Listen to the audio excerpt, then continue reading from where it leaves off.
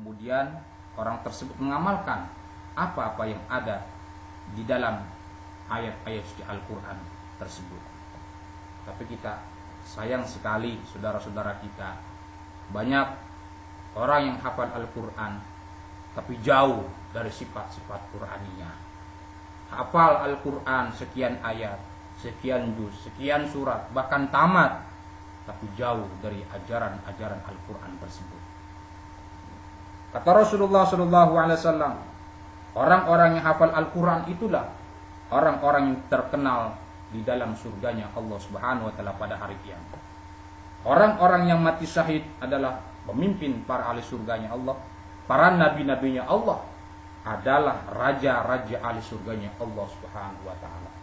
Jadi ketika orang hafal Al-Quran, orang ingin mengamalkan isi kandungan Al-Quran, iblis selalu musuhi mereka. Itulah iblis yang bilangin, udah nggak usah belajar Al-Quran, nggak usah amalkan Al-Quran. Itulah iblis selalu membujuk kita umat Islam supaya jangan mengamalkan isi-isi dari Al-Quran Karim tersebut. Yang keempat, yang menjadi musuhnya iblis adalah wal muadzinu lillah fi khamsi shalawatin. Orang-orang tukang azan karena Allah Subhanahu wa Ta'ala di dalam salat 5 waktu. Dia orang tersebut yang rajin azannya. Azannya dia bukan karena suaranya bagus. Azannya bukan karena ingin disebut-sebut orang sebagai suara yang terkenal. Walaupun suaranya jelek ini orang azan, tetap orang azan ini adalah semata-mata mencari keridhaan dari Allah Subhanahu wa Ta'ala. Orang-orang yang tukang azan dan azannya adalah mencari keridhaan dari Allah Subhanahu wa Ta'ala, apa kata Rasul?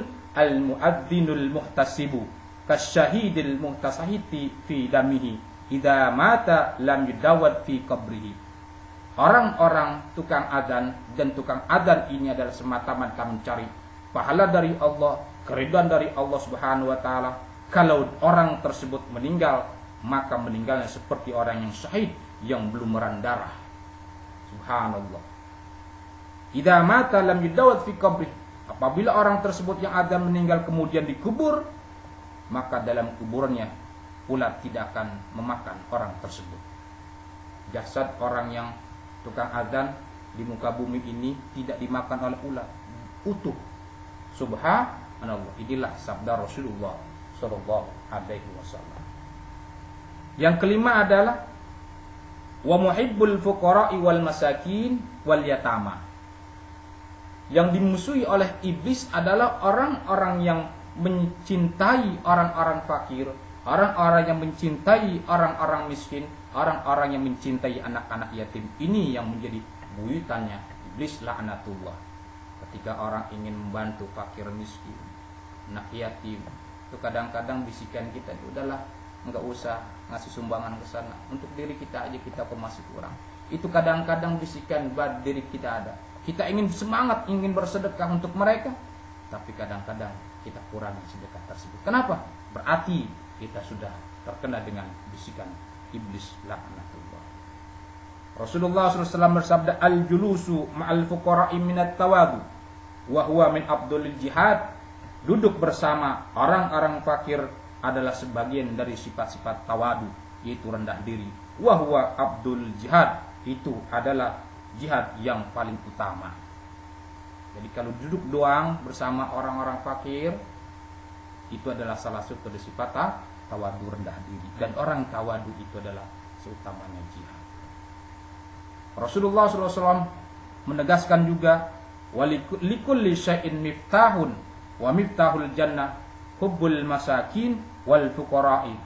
Bagi tiap-tiap perkara ada kuncinya. Dan kunci surga itu adalah mencintai orang-orang miskin dan fuqara, yaitu orang-orang fakir.